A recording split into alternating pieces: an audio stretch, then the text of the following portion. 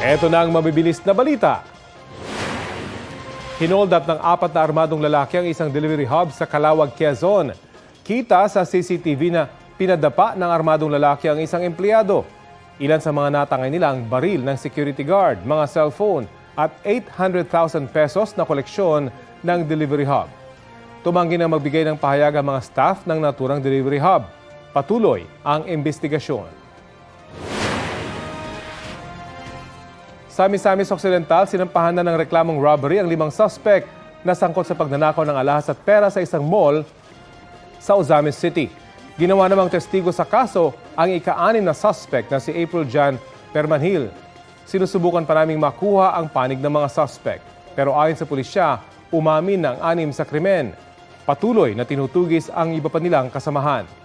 Na-recover din ang mga ninakaw na alahas kung saan sila nahuli. Sa reenactment na bahagi ng investigasyon, sinubukan kung paano nakapasok sa butas sa mall at sa drainage ang mga suspect. Kapuso, alamin ang maiinit na balita. Bisitahin at mag-subscribe sa GMA Integrated News sa YouTube. Sa mga kapuso abroad, samahan niyo kami sa GMA Pinoy TV at sa www.gmanews.tv.